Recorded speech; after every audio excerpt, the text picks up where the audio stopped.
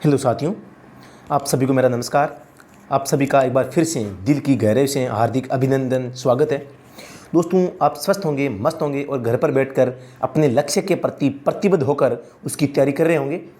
और जितना प्रयास आपको करना चाहिए आपकी सफलता के लिए, जितना प्रयास आवश्यक है उतना प्रयास आपको करना है, न कि केवल एज ए फॉर्मेलिटी। तो दोस्तों, आज इस वीडियो में मैं आपको बता दूं कि राज्य हाई कोर्ट ड्राइवर भर्ती 2020 के बारे में हम बात कर रहे हैं और हाई कोर्ट ड्राइवर भर्ती जॉब टेस्ट सिलेबस के बारे में दोस्तों आज हम चर्चा करेंगे। दोस्तों, आपको बता दूं कि इसकी लिखित परीक्षा हो चुकी है, इसका रिजल्ट आ गया है, मार्क्स बता दिए हैं। जो स्टूडेंट इसमें सिलेक्टेड है केवल उन्हीं के लिए दोस्तों ये वीडियो आज काम का रहेगा। इसके अलावा आप अगर किसी भी दूसरी भर्ती की भी तैयारी कर रहे हैं तो भी दोस्तों ये वीडियो आपके लिए बहुत ही लाभदायक होने वाला है। इस वीडियो में मैं विस्तार पूर्वक संपूर्ण जानकारी बताऊंगा कि जॉब टेस्ट है वो कितने चरणों में होगा, उसमें क्या क्या एक्टिविटी रहेगी, आपको क्या करना है क्या नहीं करना है, कब तक होगा जॉब टेस्ट, क्या करना होगा जरूरी। तो जो दोस्तों आपका जॉब टेस्ट इंटरव्यू है, इसमें पास कर होने के लिए या सफल होने के लिए या अच्छे अंक प्राप्त करने के लिए आपको किन किन जो चीज़ें हैं उनका अभ्यास करना जरूरी है, किन किन जो आप टॉपिक्स है जहां पर आप अच्छी पकड़ बनाकर अच्छे अंक प्राप्त कर सकते हैं, उन चीज़ों पर मैं बात करूंगा। तो दोस्तों शुरू करते हैं आज का ये वीडियो। दोस्तों, अगर ये वीडियो पसंद आए तो इसको लाइक शेयर कमेंट जरूर करें और किसी भी प्रकार की समस्या या सुझाव के लिए दोस्तों आप कमेंट कर सकते हैं। और दोस्तों, हमारा जो व्हाट्सअप ग्रुप है राज एजुकेशन ड्राइवर नाम से, तो दोस्तों आप उसको ज्वाइन करने के लिए आप डिस्क्रिप्शन बॉक्स में इसका लिंक दिया हुआ है, आप डिस्क्रिप्शन बॉक्स में जाकर व्हाट्सअप ग्रुप है वो ज्वाइन कर सकते हैं। ध्यान रहे कि उस ग्रुप में जो केवल ड्राइविंग एग्जाम्स की तैयारी कर रहे हैं वही स्टूडेंट इस ग्रुप को ज्वाइन करें। इसके अलावा अन्य किसी भी प्रकार की उसमें इन्फॉर्मेशन वगैरह नहीं भेजी जाती ड्राइवर एग्जाम्स के अलावा। ड्राइवर से संबंधित रखने वाले प्रत्येक जो सूचना होगी या जो भी मटेरियल होगा उसकी सूचना उस ग्रुप में भेजी जाएगी। तो आप डिस्क्रिप्शन में जाकर व्हाट्सएप ग्रुप में उसको ज्वाइन कर सकते हैं। दोस्तों, शुरू करते हैं ये वीडियो। राज एजुकेशन ड्राइविंग क्लासेज, स्थान मंडावर, तहसील मेवा, जिला दौसा, राजस्थान। हम आप सभी का हार्दिक स्वागत और हृदय से आभार व्यक्त करते हैं। आपने हमारे लिए जो किया है या आपने जो हमें सम्मान दिया है, हम बहुत खुश हैं। दिनांक 21/5/2021 आज इसका समय हुआ है। राजस्थान हाई कोर्ट ड्राइवर भर्ती 2020 के बारे में चर्चा कर रहे हैं। वीडियो का विवरण है वो मैं नीचे बताऊंगा कि इस वीडियो में किसके बारे में बात कर रहे हैं। लिखित परीक्षा में पास अभ्यर्थी के लिए मार्गदर्शन इस वीडियो में रहेगा। कुल पद 72 पद थे, आप सबको पता है, और पास अभ्यर्थियों की संख्या 720 है, यानी कि 10 गुना होते हैं ये इसमें। लेकिन दोस्तों 720 से अधिक स्टूडेंट है उनको पास किया गया है, क्योंकि जो अंतिम रूप से जो लास्ट जो स्टूडेंट्स थे जिनके समान अंक प्राप्त हुए थे तो उन सभी को पास किया गया है। इसलिए आपके सामने अभी भी टक्कर का मुकाबला है, क्योंकि पद 72 है और 720 से अधिक स्टूडेंट्स को पास किया गया है। प्रत्येक 10 अभ्यर्थियों में से एक का ही फाइनल सिलेक्शन है वो होने वाला है, इसलिए टक्कर तो बनती है, मुकाबला बहुत अभी भी टक्कर का है। तो दोस्तों आपको डटकर मुकाबला करना है और इस मुकाबले को जीतना है। लिखित परीक्षा के बाद जॉब टेस्ट या पर्सनल जो इंटरव्यू है, इसके बारे में सबसे ज़्यादा बार पूछा जाने वाला जो प्रश्न है दोस्तों, आप सबसे ज़्यादा पूछते हैं वो ये है, सर हाईकोर्ट ड्राइवर का जॉब टेस्ट और इंटरव्यू कब तक होगा। मुझे बहुत बार हंसी आती है और खुशी भी होती है कि आपकी कितनी लालसा है, आप कितना आतुर है इस एग्ज़ाम के लिए, मतलब आप पहले से इसके लिए तैयार हैं, इसलिए आप ये प्रश्न पूछते हैं और आपको इच्छा होती है कि जल्दी से इसका एग्ज़ाम हो जाए और हम इसमें एग्ज़ाम में बैठकर अच्छे अंक प्राप्त करें और हमारा सिलेक्शन हो और हम पड़ोसी के घर के सामने डीजे बजाएं। दोस्तों, मैं आपकी मन की इच्छा समझ सकता हूं। दोस्तों, हंसी की कोई बात नहीं है। तो दोस्तों मैं बता दूं कि जो हाई कोर्ट है इसका एग्ज़ाम कभी भी करवा सकता है। हाई कोर्ट जिस प्रकार की इसकी जो कार्यप्रणाली है उसको देखते हुए हाई कोर्ट ने कभी भी किसी भी एग्जाम्स को है वो जानबूझकर डिले है वो नहीं किया है। इसी को मद्देनज़र या हमारी जो टीम है उसका रिव्यू देखकर जो एक्सपर्ट है उनसे राय लेकर उनके द्वारा जो दिया गया सुझाव है वो ये है कि जैसे ही लॉकडाउन खुलेगा उसके 1 से 2 हफ्तों के बीच में ही दोस्तों इसका शेड्यूल है वो जारी कर दिया जाएगा। तो दोस्तों इसका मतलब ये है कि 24 आपका 24 मई है वहाँ तक लॉकडाउन अभी चल रहा है। इसके बाद में अगर लॉकडाउन बढ़ाया जाता है, जितना आगे बढ़ाया जाएगा, जब लॉकडाउन समाप्त होगा उसके 1 से 2 सप्ताह के बीच में दोस्तों आपका एग्जाम करवाया जाएगा। और मैं संभावित तिथि की बात करूं तो दोस्तों जून का 3रा और 4था सप्ताह आप देख सकते हैं। इसके अलावा जुलाई का प्रथम और द्वितीय, ये 1 महीने का समय है। इस 1 महीने में आपका जो जॉब टेस्ट इंटरव्यू है वो लगभग होना तय है। दोबारा बता दूं, जून का 3रा और 4था सप्ताह और जो जुलाई है उसका पहला सप्ताह। तो दोस्तों उससे पहले होने की संभावना थोड़ी सी कम लग रही है, फिर भी आपको इसके लिए तैयार रहना चाहिए। चाहे कभी भी हो, आप अगर तैयार हैं तो आपके सामने कोई समस्या नहीं आएगी। तो चलो शुरू करते हैं आज का इस वीडियो में जानकारी की। कुल मार्क्स 100 अंक होंगे जो जॉब टेस्ट और इंटरव्यू होगा ये कुल 100 नंबर का होगा। ये 100 अंकों को 3 भागों में विभाजित किया जा सकता है, जो कि इस प्रकार से होंगे। सबसे नंबर 1 है ड्राइविंग टेस्ट। ड्राइविंग टेस्ट है वो 70 मार्क्स का होगा। रोड साइड रिपेयर नंबर 2 है, इसके कुल टोटल 20 मार्क्स होंगे। और पर्सनल इंटरव्यू इसके टोटल 10 मार्क्स होंगे। मतलब कुल मिलाकर 100 अंकों का आपका जो जॉब टेस्ट है, इंटरव्यू है, वो होने वाला है। अब दोस्तों बात करते हैं ड्राइविंग टेस्ट, जो कि कुल 70 नंबर का होगा। नोट दोस्तों, मैं आपको बता दूं कि सिमुलेटर टेस्ट नहीं होगा। फिर भी इसके संबंध में अगर कोई जानकारी सामने आती है तो आपको अविलंब सूचित कर दिया जाएगा। और आप सिमुलेटर टेस्ट पर वाहन ड्राइव करने का अभ्यास मात्र 2 से 3 मिनिमम घंटों में भी कर सकते हैं। वो भी दोस्तों बहुत सारे सिमुलेटर टेस्ट वाले हैं जो कि 3 से 4 घंटे का जो प्रैक्टिस आपको देते हैं, और 500 से 600 उसका शुल्क है, वो आप देके कभी भी कर सकते हैं आपकी इच्छा है तो। लेकिन दोस्तों इस भर्ती में सिमुलेटर जो टेस्ट है वो नहीं होगा, इस बात का आप ध्यान रखें। आगे बात करूँ दोस्तों, फिर भी दोस्तों सिमुलेटर के संबंध में कोई अगर इन्फॉर्मेशन होगी मैं आपको जरूर बताऊंगा। ड्राइविंग टेस्ट में आपसे 8HL ऑप्टिकल पर वाहन ड्राइव करवाया जाएगा। मतलब जो 8 की, H की और L की आकृति में जो ड्राइविंग ट्रैक बने होते हैं उन पर आपको वाहन है वो चलाना है। ऑप्टिकल कहते हैं इस प्रकार इस आकृति में बने हुए ट्रैक। इसमें आपसे टाटा 407 मिनी ट्रक, जो कि एक हैवी गाड़ी में आएगी, एवं टाटा सुमो, यह छोटा व्हीकल है, LMV लाइट मोटर व्हीकल है, या बोलेरो या महिंद्रा जीप या अन्य कोई भी हल्का मोटर वाहन है वो चलवाया जा सकता है। इसके लिए आपको चाहिए कि आपको विभिन्न प्रकार के हल्के मोटर वाहनों को चलाने का अभ्यास हो। भारी वाहन भी चलवाए जाएंगे, इसकी भी पूरी संभावना है दोस्तों। तो आप ये न सोचें कि हाईकोर्ट में तो केवल जो छोटी गाड़ी है इसलिए भारी वाहन नहीं चलवाएंगे, तो आप इस बात को ध्यान में रखें। आप ड्राइवर है, आपसे हैवी लाइसेंस मांगा गया है तो दोस्तों हैवी गाड़ी है वो भी चलवाई जा सकती है। ड्राइविंग ट्रैक पर वाहन चलाने के लिए आप सभी को पहले निर्देश मिलेंगे और उसी अनुसार आपको वाहन ड्राइव करना होगा। ये नहीं है कि आप चले गए, आपसे कुछ भी करवा लिया, ऐसा नहीं होगा। आपको पहले निर्देश मिलेंगे, आपको पूर्ण रूप से समझाया जाएगा कि आपको करना क्या क्या है। लेकिन दोस्तों उसमें आप ग्राउंड में होंगे और उसके बाद में आपको मात्र 15-20 आधा घंटा ही मिलेगा कि आपको गाड़ी ड्राइव करनी पड़ेगी। तो उसमें आपको बताने के बाद में आप कुछ नया नहीं सीख पाओगे।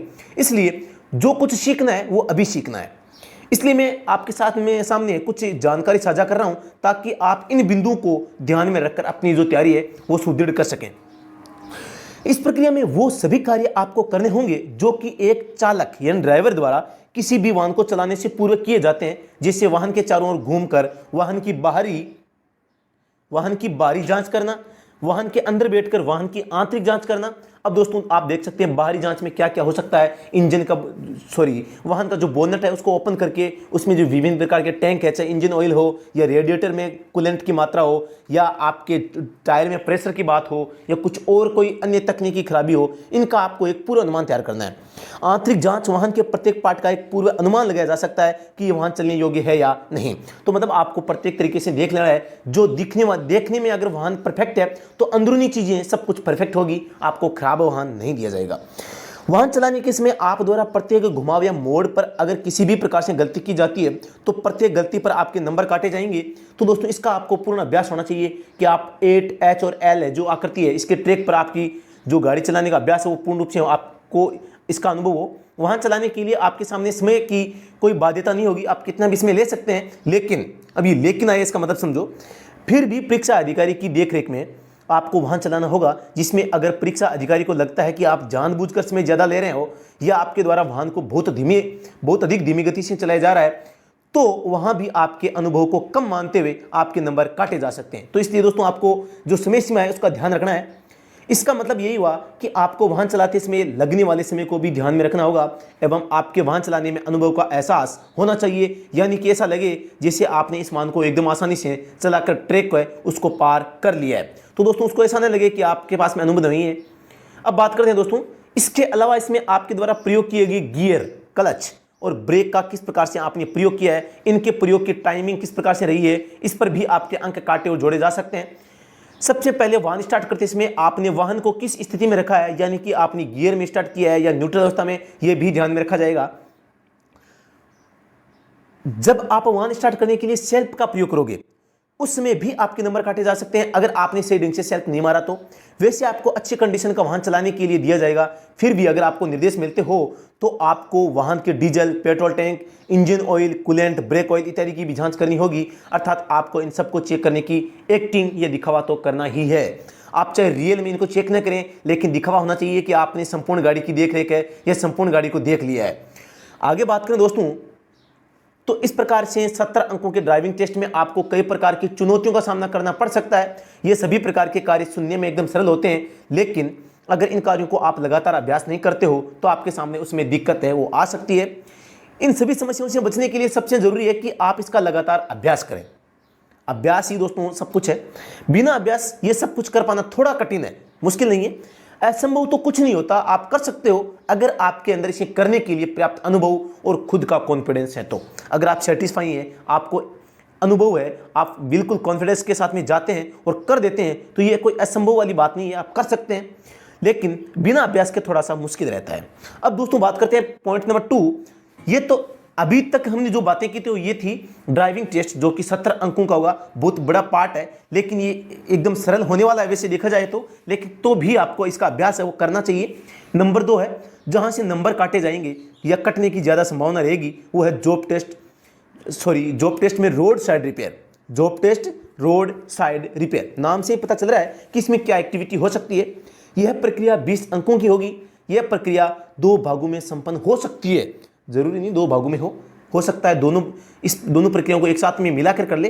अभी 2 कौन सी है? सबसे पहली है मौखिक या लिखित रूप से जो आपको कुछ करवाया जा सकता है, जिसमें इसे रोड साइड मरम्मत भी कहा जा सकता है, या इसे वाहन पार्ट्स के बारे में नॉलेज या अनुभव के बारे में आपका टेस्ट है वो लिया जाएगा।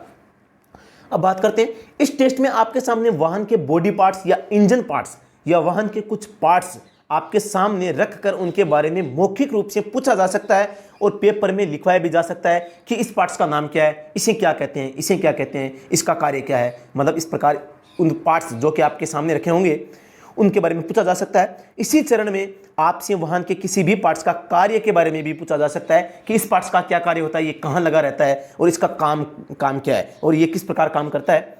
किसी पार्ट्स के खराब हो जाने पर सही कैसे करवाया जा सकता है, इसके बारे में भी कोई भी प्रश्न पूछा जा सकता है। जरूरी नहीं कि प्रत्येक काम वहां आपको करवाया जाए, ये भी पूछा जा सकता है कि आप कहां से और कैसे सही करवा सकते हैं।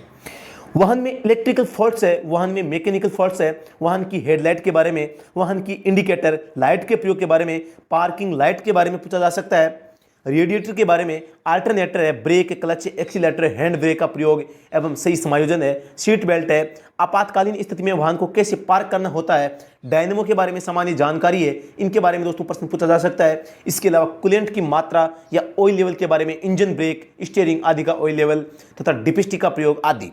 वाहन के लिए आवश्यक दस्तावेज जैसे लाइसेंस, आरसी, प्रदूषण, फिटनेस, इंश्योरेंस आदि के बारे में, इनकी वैलिडिटी के बारे में, ये कहाँ से कैसे बनाए जाते हैं, क्या जरूरी होते हैं नहीं होते हैं, किस वाहन के लिए कौन कौन से प्रमाण पत्र आवश्यक होते हैं, इनके बारे में पूछा जा सकता है। फैन बेल्ट है, एयर फिल्टर है, डीजल टैंक है, फिल्टर है आदि के बारे में पूछा जा सकता है। टायर का प्रेशर है वो कैसे नापते हैं, कैसे हम अनुमान लगा सकते हैं कि जो अपना वाहन है इसमें जो टायर प्रेशर है वो सही है। विंड स्क्रीन है, उसके बारे में हमें क्या क्या जो जानकारियाँ ध्यान रखनी चाहिए, उसको साफ करते हैं तो किस चीज़ से करते हैं, किन किन चीज़ों से हम उसको साफ नहीं कर सकते, ये सब कुछ चीज़ें पूछी जा सकती है। डैशबोर्ड लाइट को देखकर वाहन की स्थिति का पता लगाना आदि। डैशबोर्ड लाइट्स में संपूर्ण प्रकार की जो लाइटें होती है जो कि वाहन की स्थिति को बताते हैं कि वाहन गर्म है या ठंडा है, या स्टार्ट करने योग्य है या नहीं है, ब्रेक लेदर सही से काम कर रहे हैं नहीं है, क्लच है, जो क्लच पेडल है, ब्रेक पेडल है, स्टीयरिंग है, इन सब के बारे में, जो इन वाहन में ईंधन है, उन सब के बारे में दोस्तों प्रत्येक चीज़ जो डैशबोर्ड पर आती है तो डैशबोर्ड को देखकर आपको पूछा जा सकता है कि कौन सी लाइट का क्या मतलब होता है। अब बात करते हैं प्रैक्टिकल रूप से। दोस्तों सबसे पहले मैंने बताया था कि 70 नंबर का ड्राइविंग टेस्ट होगा। 70 नंबर के ड्राइविंग टेस्ट में क्या क्या होगा ये मैंने आपको बताया। बाद में बताया जॉब टेस्ट में रोड साइड रिपेयर, इसको मैंने 2 भागों में आपके सामने रखा। 2 भागों में से पहला भाग हमने मौखिक और लिखित रूप से जो कि पूछा जा सकता है, जिसमें 10 नंबर के प्रश्न पूछे जा सकते हैं, और 10 नंबर का प्रैक्टिकल रूप से आपसे कुछ करवाया जा सकता है। जैसे कि आपसे वाहन में कुछ प्रैक्टिकल कार्य करवाए जाएंगे, जैसे ऑयल चेंज करना, कूलेंट की मात्रा चेक करते हुए कूलेंट भरना, इंजन ऑयल लेवल चेक करना, इंजन ऑयल टॉपअप करना, टॉपअप यानी उसको भरना, अगर लेवल कम है तो उसको पूरा करना, वाहन के ब्रेक, क्लच, एक्सीलरेटर को समायोजित करना इत्यादि। वाहन का कोई भी टायर अगर पंचर हो गया तो उसे कैसे बदलवाया जा सकता है या स्वयं कैसे बदल सकते हैं, उसकी जो किट काम में आती है वो किस प्रकार से होती है। टायर पंचर होने पर काम में ली जाने वाली टूल किट में कौन कौन से टूल होते हैं, उनका क्या नाम होता है, उनका प्रयोग किस प्रकार से किया जा सकता है, या टायर पंचर होने पर बदलने या ठीक करने का कार्य आपसे करवाया जा सकता है। तो दोस्तों ये भी आपको कार्य है वो आना चाहिए। इस प्रकार ये कार्य आपसे करवाए जा सकते हैं, लेकिन ध्यान रहे ये सब कार्य आपसे उस सीमा तक ही करवाए जाएंगे जितना कोई सामान्य वाहन चालक कर सकता है। मतलब ये संपूर्ण कार्य आपसे ऐसा नहीं पूछेंगे कि पिस्टन काम नहीं कर रहा आप क्या करेंगे या आप इसको सही करो, क्योंकि आपका काम पिस्टन से ही नहीं करना है, आपका काम है वाहन चलाना। तो दोस्तों जितना काम कोई एक सामान्य ड्राइवर कर सकता है उसी सीमा तक आपसे प्रश्न है वो पूछे जाएंगे। आपसे वाहन के मिस्त्री वाला एक भी प्रश्न नहीं पूछा जाएगा। इस बात का आप भी ध्यान रखें आप जब तैयारी करते हैं। इसलिए जरूरी है कि आप किसी भी प्रकार से इसको ज्यादा सीरियस में लेकर किसी मिस्त्री या इंजीनियर की तरह आपको पढ़ाई नहीं करनी है। आपको आपकी परीक्षा के लेवल को ध्यान में रखकर ही परीक्षा की तैयारी करनी है। इस बात का आप ध्यान रखें, क्योंकि ये मैकेनिकल पार्ट्स अगर आपने शुरू कर दिया और आप मिस्त्री और इंजीनियर की अगर स्टडी आपने शुरू कर दी तो दोस्तों मैं आपको बता दूं कि जो एमटेक बीटेक करते हैं वो 4-4 साल तक इसकी पढ़ाई है वो पूरी नहीं कर पाते। तो दोस्तों आप कैसे कर सकते हैं। तो दोस्तों आपको ये ध्यान रखना है कि आप एक सामान्य ड्राइवर की भर्ती की तैयारी कर रहे हैं तो ड्राइवर की भर्ती को ध्यान में रखकर ही दोस्तों आपको तैयारी करनी है। अगर वहां कोई आपसे प्रश्न पूछता है और आप उसका जवाब है किसी इंजीनियर की तरह देते हैं तो भी दोस्तों आपके सामने समस्या खड़ी हो सकती है। उनको कुछ टेक्निकल प्रॉब्लम है, हाँ उनको ऐसा लग सकता है कि आप उत्तर है वो बहुत ही डीपली जाकर दे रहे हैं, तो वो काउंटर क्वेश्चन भी कर सकते हैं, मतलब अंदरूनी क्वेश्चन और पूछा जा सकता है जो कि आपको फंसा देगा। तो आपको ध्यान रखना है आपको अपने हिसाब से ही उत्तर देना है, साधारण सिंपल भाषा में, किसी डिफिकल्ट लैंग्वेज को भी आपको यूज में नहीं लेना है, मतलब एकदम सरल भाषा में आपको जवाब देना है। किसी कठोर जो शब्द होते हैं उनका प्रयोग नहीं करना है। कठोर शब्द का प्रयोग करते ही वो पूछ सकते हैं उस कठोर शब्द का अर्थ क्या है, उसके बारे में विस्तार से आपसे चर्चा कर सकते हैं। इसलिए हमें डिफिकल्ट वर्ड्स है वो काम में नहीं लेने। वाहन में इलेक्ट्रिकल फॉल्ट्स है जो कि अभी हमने ऊपर मौखिक को लिखित में बात की थी, वही पॉइंट यहाँ है। वाहन मैकेनिकल फॉल्ट्स, वाहन की हेडलाइट, वाहन की इंडिकेटर लाइट, पार्किंग लाइट के बारे में, रेडिएटर है, अल्टरनेटर है, brake, clutch, accelerator, hand brake है, इसका सही समायोजन है, सीट बेल्ट है, आपातकालीन स्थिति में वाहन को कैसे पार्क किया जाता है, डायनमो है, वाहन के side mirror, rear view mirror, इनके बारे में प्रैक्टिकल करवाया जा सकता है, सही समायोजन करना इनका। कूलेंट की मात्रा, ऑयल लेवल के बारे में, इंजन ब्रेक है, स्टीयरिंग आदि का ऑयल लेवल है कैसे चेक किया जाता है, फिन बेल्ट है, एयर फिल्टर है, डीजल टैंक है, फिल्टर आदि के बारे में, टायर प्रेशर है, विंड स्क्रीन है, डैशबोर्ड लाइट को देखकर वाहन की स्थिति का पता लगाना आदि चीजें वो पूछी जा सकती है। अब दोस्तों बात करते हैं पार्ट नंबर 3, पर्सनल इंटरव्यू। सबसे दोस्तों इसको इजी भी कह सकते हो, सबसे हार्ड भी कह सकते हो। अगर आपके पास में कॉन्फिडेंस है, आप अच्छे कॉन्फिडेंस के साथ में, अच्छी बॉडी लैंग्वेज के साथ में उनके सामने जाकर पेश होते हैं और एकदम सिंपल मेथड में आराम से बिना घबराए अगर आप जवाब पेश करते हैं तो दोस्तों आपके सामने कोई समस्या नहीं होगी। दोस्तों यहाँ चीज़ें दोस्तों ये देखी जाती है कि आपके पास में कितना कॉन्फिडेंस है, ये नहीं कि आपने कितने प्रश्नों के उत्तर दिए। वो ये देखते हैं कि जैसे माना कि उन्होंने 10 प्रश्न किए, 10 प्रश्नों के उत्तर आपने 10 में से 6 के उत्तर आपने दे दिए, तो जरूरी ये नहीं कि आपने 6 के दिए या 10 के दिए, जरूरी ये है कि आपने इन जितने प्रश्नों के उत्तर दिए वो किस तरीके से दिए, क्या कॉन्फिडेंस रहा था आपका इन 6 प्रश्नों का उत्तर देते समय। तो दोस्तों जितने ज़्यादा प्रश्नों के उत्तर दोगे ये नहीं है, लेकिन ज़रूरी है कि आप कितने अच्छे तरीके से वो उत्तर उनको जवाब है वो देते हैं। यहाँ आपसे कोई बहुत ज़्यादा डिफिकल्ट क्वेश्चन है वो नहीं करेंगे, एकदम सिंपल प्रश्न पूछे जाएंगे, जैसे मैं आपको एग्जाम्पल के रूप में अभी बताऊंगा। बेसिक नॉलेज टेस्ट का तीसरा चरण पर्सनल इंटरव्यू होगा, जिसे हम निजी साक्षात्कार भी कहते हैं। साक्षात्कार यानी एक व्यक्ति आपके सामने बैठा रहेगा, 1 या 2 हो सकते हैं, एक्सपर्ट रहेंगे, वो आपसे कुछ आपकी पर्सनल चीज़ों से या पर्सनल आपकी जो हॉबी है वहाँ से प्रश्न पूछेगा, जिसमें निम्न टॉपिक पर प्रश्न पूछे जा सकते हैं, जैसे कि बेसिक नॉलेज के बारे में आपका क्या अनुभव है। इस चरण में आपका स्टेटस देखा जाएगा। अब स्टेटस क्या है, मतलब आपकी वेशभूषा, मतलब आप क्या पहन रखा हो, वेशभूषा कैसी है और आपकी शारीरिक भाषा किस प्रकार आपका साथ दे रही है, यानी कि आपकी बॉडी लैंग्वेज कैसी है। कुछ व्यक्ति ऐसे होते हैं जो किसी बड़े अधिकारी के सामने जाते ही उसकी बॉडी वो कंपाने लगती है, वो मतलब घबरा जाते हैं, और कुछ भी पूछा जाता है नाम और बताते हैं गांव, पूछा जाता है नाम और बताते हैं तहसील। तो दोस्तों ऐसा नहीं होना चाहिए, आपको ध्यान रखना है, घबराना बिल्कुल नहीं है, एकदम ध्यान से। सबसे पहली बात आपको यहां ध्यान रखने वाली बात है कि आपको सबसे पहले उसका जो प्रश्न है वो पूरी तरीके से सुना है, सुनना है। जैसे ही उसने पूरा प्रश्न आपको सुनाया या आपसे पूछा, उसको सुनने के बाद ही आपको उत्तर देना है। अगर स्पष्ट रूप से आपको नहीं सुनाई दिया है तो आप उनको दोबारा भी पूछ सकते हैं। अब बात करते हैं आपको बोलने का तरीका किस प्रकार का है, आप उस प्रश्न का उत्तर किस प्रकार से देते हैं, आप किसी भी विषय पर अपने विचार किस प्रकार से रखते हैं, आपके सामने किसी भी प्रकार की समस्या आने पर आप किस प्रकार से उस समस्या का सामना करते हो। जैसे आप किसी बड़े अधिकारी के वाहन चालक हो तो आपके अधिकारी के बारे में कोई दूसरा कुछ पूछता है, कोई अनजान व्यक्ति पूछता है, तो आप उनको कौन सी बात बता सकते हो या कौन सी नहीं। यानी कि आप अपने अधिकारी की गोपनीयता का किस प्रकार से ध्यान रख सकते हो। आप सबको पता होगा कि जो हाईकोर्ट में जो जज होते हैं, इनकी गोपनीयता का विशेष रूप से ध्यान रखना होता है। किसी लंबी यात्रा पर जाने पर आपको किन किन बातों का ध्यान है वो रखना चाहिए, ये एकदम बेसिक है। आपसे आपके पिछले कार्य के बारे में भी पूछा जा सकता है, जैसे कि आप इससे पहले कहां पर वाहन चलाते थे और उस कार्य से संबंधित आपको कितना ज्ञान है और आप किस प्रकार अपने कार्य के प्रति समर्पित रहे हो। मतलब आपने इससे पहले जो काम किया था, जो गाड़ी चलाई थी, जहां चलाई थी, उस कार्य के प्रति आप कितना मतलब प्रतिबद्ध थे, आपने कितनी लगन से वो काम किया है, उसके बारे में कुछ प्रश्न पूछ सकता है। इसके अलावा आप वाहन चलाना केवल पैसों के लिए कर रहे हो या वाहन चलाना आपको पसंद है, इस प्रकरण से संबंधित भी आपसे कुछ प्रश्न पूछा जा सकता है। उनको लगना चाहिए कि हाँ, आपका वाहन चलाना आपकी रुचि है, न कि केवल पैसे कमाना। कुछ ऐसे प्रश्न जो कि आपके कार्य से संबंधित हो सकते हैं, जैसे कि आपका अधिकारी कहाँ रहता है, आपके अधिकारी की मोबाइल नंबर दीजिए, आप कल कौन सी यात्रा पे जा रहे हो, आप अपने साहब को वापस कहाँ और कितने बजे छोड़ते हो, वाहन चलाते समय कोई फ़ोन आ जाए तो क्या करोगे, यात्रा के इसमें किसी अनहोनी की आशंका होने पर आप सबसे पहले क्या करोगे। इस प्रकार के प्रश्न पूछे जा सकते हैं। आपके पास लाइसेंस नहीं है, परिवहन अधिकारी ने आपके वाहन को रुकवा लिया है, तो आप क्या करोगे। आप किसी यात्रा पर जा रहे हो और बीच रास्ते पर आपके पास कोई फ़ोन आता हो तो, और आसपास में कहीं भी वाहन पार्क करने के लिए कोई जगह नहीं हो, तो आप क्या करेंगे। प्राथमिक उपचार पेटी के उपयोग के बारे में और किसी भी प्रकार से कोई घटना या एक्सीडेंट के हो जाने पर क्या किया जा सकता है। आपके वाहन से किसी प्राणी या जानवर की मृत्यु हो गई है, अब आपका क्या कर्तव्य बनता है, आप इस परिस्थिति में क्या कर सकते हैं। तो दोस्तों, इस प्रकार के जो प्रश्न है वो आपसे पूछे जा सकते हैं। तो दोस्तों, ये मैंने आपके सामने एग्जाम्पल्स के रूप में ये प्रश्न रखे कि इस प्रकार के प्रश्न है वो पूछे जा सकते हैं। इन प्रश्नों की भाषा बदली जा सकती है, इनको अलग तरीके से पूछा जा सकता है। तो दोस्तों, मैंने केवल आपको तरीका बताया है कि किस प्रकार से, कहाँ से वो प्रश्न पूछे जा सकते हैं। तो दोस्तों, इस प्रकार ये जो हमारा सिलेबस है वो मैंने आपके सामने रखा है और मुझे पूरी उम्मीद है कि आपको भी ये इसमें कुछ नया सीखने को मिला होगा, कुछ नया मालूम हुआ होगा कि हाँ, हमें इस बिंदुओं पर ज़्यादा फोकस करना है, इन चीज़ों की ज़्यादा जानकारी हमें लेनी है। दोस्तों, इस संबंध में जो संपूर्ण सिलेबस है, इसी को ध्यान में रखकर हम लगातार आपको तैयारी करवाते रहेंगे। हमारी जो ऑफलाइन कक्षाएँ हैं जैसे ही स्टार्ट होती है तो हम बहुत अच्छे तरीके से आपको तैयारी करवाएंगे, लेकिन अभी ऑनलाइन में हम सब कुछ है वो नहीं बता पा रहे हैं, ये हमारी मजबूरी है। और दोस्तों, जहाँ तक संभव होगा हम ऑनलाइन आपको तैयारी है वो करवाते रहेंगे। आगे बात करते हैं दोस्तों।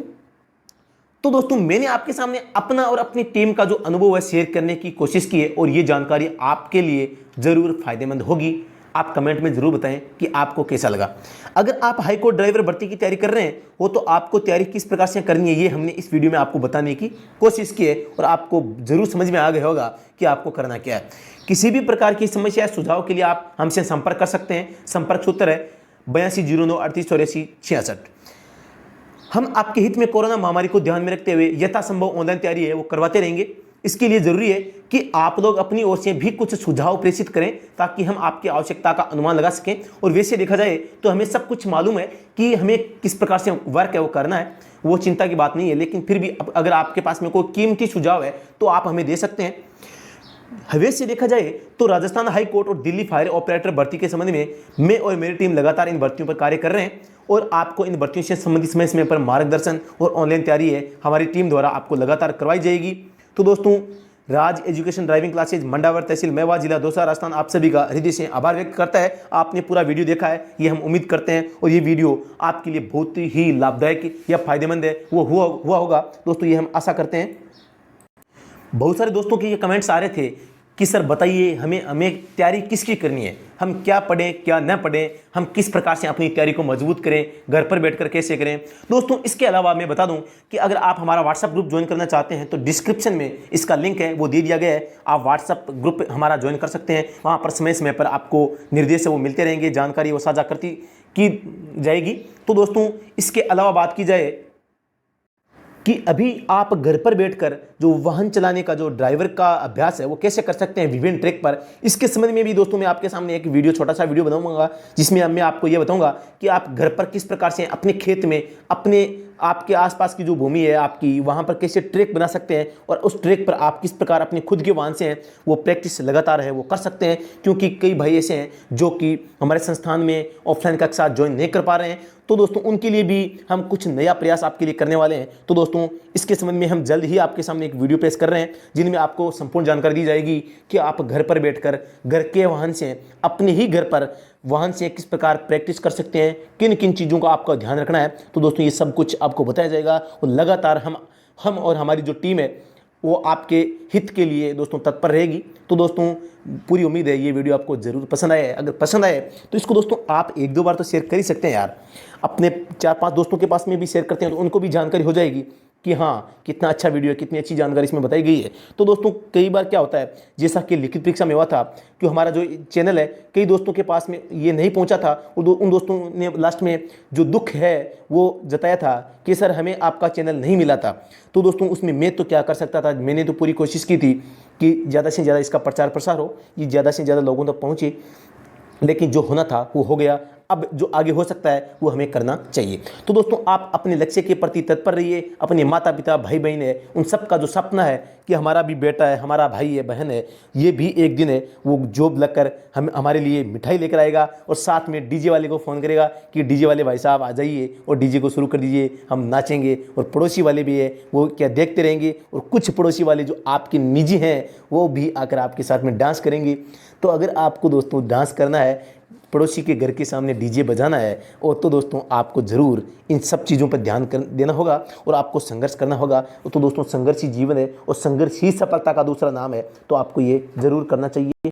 और कई लड़के ऐसे भी होते हैं मेरे दोस्त जो कि अपनी वाली को कुछ नया दिखाने के लिए भी दोस्तों जॉब लगकर दोस्तों डीजे बजाने की मनसा रखते हैं। तो दोस्तों अपनी वाली को कुछ नया दिखाने के लिए आप उनको जॉब है वो गिफ्ट में दे सकते हैं। तो दोस्तों अभी इतना ही, फिर से मिलते हैं नेक्स्ट वीडियो में, तब तक के लिए धन्यवाद। जय भारत। किसी भी प्रकार के गलत शब्द यूज करने या गलत लगने के लिए आप सबसे मैं माफ़ी चाहूँगा। मैंने पूरी कोशिश की मैं किसी भी गलत वर्ड को इस वीडियो में काम में न लूँ, लेकिन फिर भी अगर कुछ गलत कंटेंट आपके सामने आया है तो दोस्तों मुझे क्षमा करना।